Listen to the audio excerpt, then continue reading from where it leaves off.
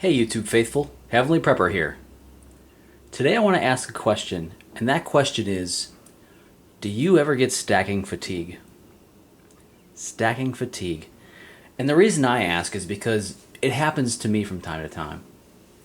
You're stacking Eagles, you're stacking 90%, maybe even you've gone a little crazy and bought some Silver Bullet, Silver Shield stuff, or some Crocodile or Shark coins, or some nice Perth Mint stuff.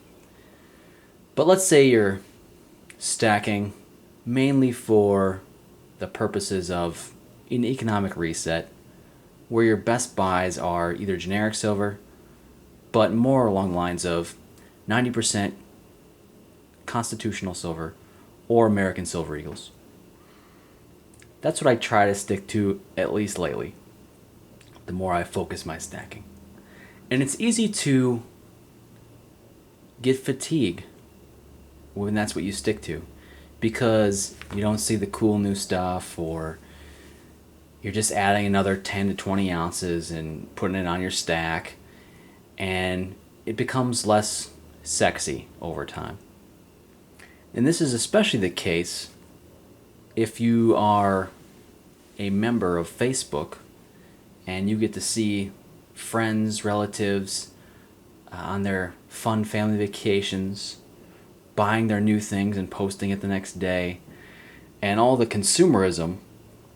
And then you think to yourself, man, I just want to be able to buy another 20 ounces, and you're making those sacrifices to do just that. And you're giving up some of those nicer end cars or high-end phones or the sweet cable package, and you're making those sacrifices. Sometimes it's easy to get stacking fatigue. Well, our friend in Vermont made a video recently about buying numismatic coins after you have a base stack. And I completely agree with this sentiment, because not only are you prepping for any kind of economic reset, but you're also prepping for what happens if there's not an economic reset for 5, 10, 20 years.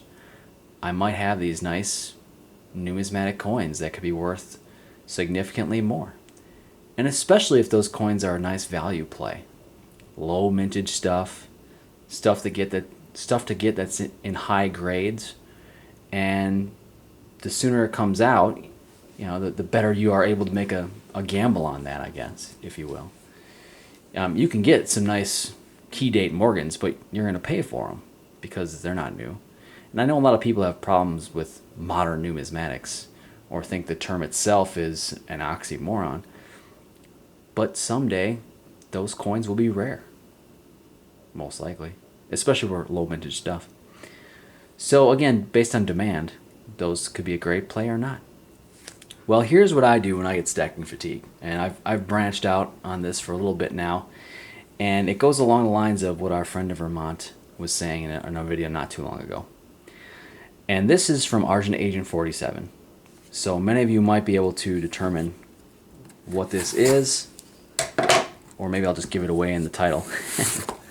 But this is my cure for stacking fatigue. And I've got the original packaging here. Very nice. And just a little preview here. That's Perth Mint, if I can open it correctly. Now, you might say, well, where's the coin? Where's that wedge-tailed eagle? Well, it's here. It's just in a slab. So I still got the original packaging and COA, though. Thank you very much for that, Argent Agent. But here is the main prize. These wedge-tailed eagles have been slabbed by PCGS. And not just slabbed, but Secure Plus slabbed. And if you're not privy to the Secure Plus nomenclature or grading, I suggest you check it out. And there is the 70. PCGS PR70 Deep Cameo. The wedge-tailed eagle. That is a beautiful coin. Again, there's the Secure Plus, and the Queen.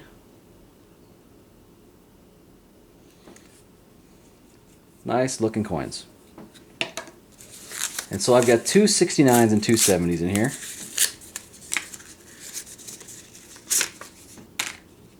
And, oh, I just happened to come up with the two 70s first.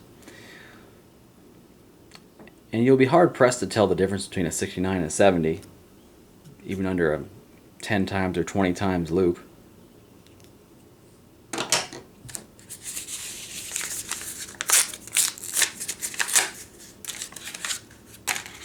And here's the two 69s.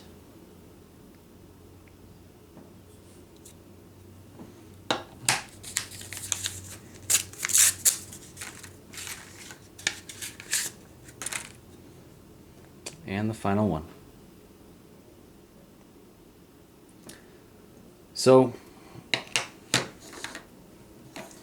those are the 4 coins I got from Argent Agent. And I'm pretty excited for these Wedgetail Eagles because the mintage on these, and this is the non-high relief, the mintage is under 5,000. And these 70s, there are not very many of these out there.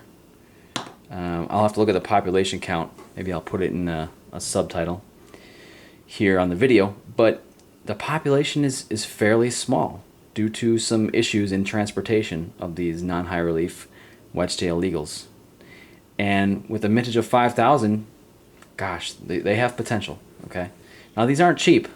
Buying these Secure Plus numismatic coins is not for the faint of heart.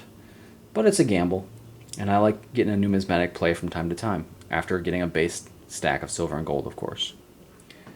So that's how I cure the stacking fatigue that creeps up from time to time. And you might ask, well, what about people that have been stacking a while? Because there's been people that have been stacking since 71, or earlier, obviously, but people have been saying, hey, there's going to be an economic collapse for a long time after we went off the gold standard in 71. Well, I recommend the same thing. Buy a little numismatic. Keep stacking. Keep making it happen day in, day out. Because guess what? There are people waking up every day. There are people that might see this video and decide to buy their first ounce of silver. So it's important for us to keep on this game, keep on this community. Because if you've only been stacking since 2011, odds are that you're in the red on your silver. I mean, unless you've bought a lot of stuff like this and were able to sell for a profit. But I'm holding on to this longer than just for a quick flip. I know a lot of guys like to just quick flip stuff. I like to see what the long-term potential is here, and we'll play it like that.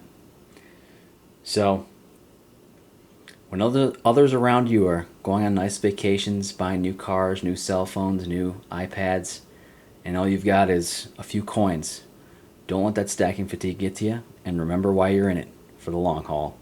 And when you get a chance, cure your stacking fatigue with some nice numismatics. This is Heavenly Prepper, preaching and prepping.